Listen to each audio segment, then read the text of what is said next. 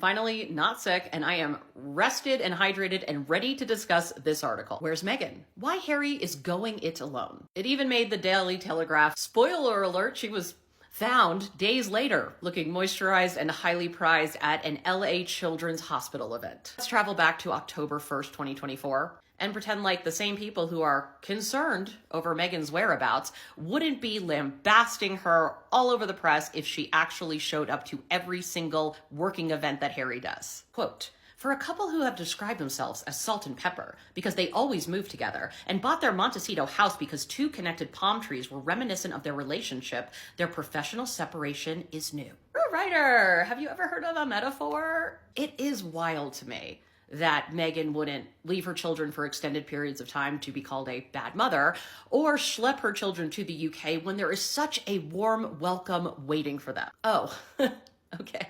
Where's Meghan, which is the question that presumably will be answered in the headline, is in fact answered halfway through the piece. Quote, the question of the Duchess's whereabouts is easy to answer in technical terms. She is home with her two young children while her husband travels. Prince Harry has made it abundantly clear that his wife and children will not travel back to Britain for now. Why did you write this piece? And for a beautiful logical leap, the schedule has prompted speculation among royal observers that he is hankering for his royal life. What exactly gives you that impression? Was it when Harry and Meghan went on a tour of Colombia and did not bring the royal rota or the British media along with them? Is it because of all those sit-down interviews Harry did not do with outlets such as the Telegraph while he was in Britain? No, I'm sure he's really hankering for a life where his literal title was that he was the spare, where his work could not be seen as overshadowing the sovereign or the heir apparent. Sidebar, during this trip for Prince Harry, Meghan also didn't go with him to New York City, which, do you remember what happened the last time they were in New York City? The media is so weird. Let's check in with the royal observers who apparently are the underpinning of this article. First of all, there is a PR strategist who has been following the Sussexes closely. No shame to this man or his CV, but I went on his website and saw that he was quoted in a Daily Express piece from September 27th, 2024, saying, the perception of Meghan changed only after the couple's decision to leave the monarchy and was generally positive prior to it. Okay.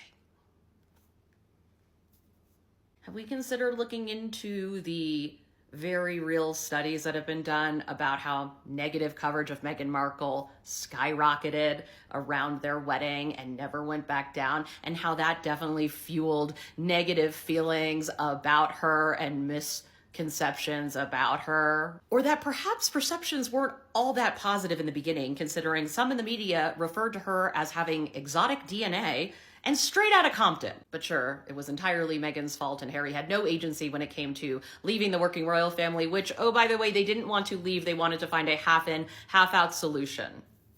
This article does note that sources close to the Sussexes say, no, the Duke has no interest in returning to royal public duties. That's not true.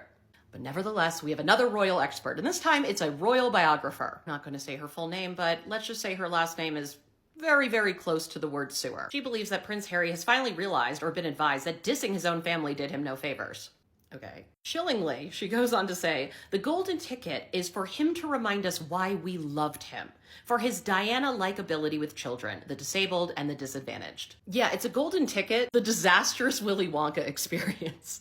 Always find the most uncomfortable, predatory ways to talk about the Duke of Sussex, as if he is not the same grieving teenager who lost his mother weeks before his 13th birthday. His mother, who was hunted by the paparazzi because of how much they could make off of one blurry photo in the British media. Then had some of the same people who wrote terribly about his mother feign concern for Prince Harry in his teenage years when his father and press secretary were feeding Prince Harry to the wolves in order to have positive, favorable coverage of Charles and to get the focus off of Prince William. I'm not sure he has to prove anything to you at this point. Ultimately, it's the hypocrisy about this that bothers me the most and truly shows you the toxic contract that the British media have with the British royal family. A private citizen, a non-working royal, has been missing, not really, hasn't been by Prince Harry's side for 2 weeks. And yet they can do this kind of digging and produce timelines of when she was last seen and cover it like it's actual news. Unlike the real news of the Princess of Wales not being seen for half a year, zero coverage of a missing tax-funded national figure in a powerful institution. Or at the very least, an investigation into the terrible response by Kensington Palace comms. The serious impact that being able to produce this kind of one-way conversation and propaganda has on actual real journalism, which people need.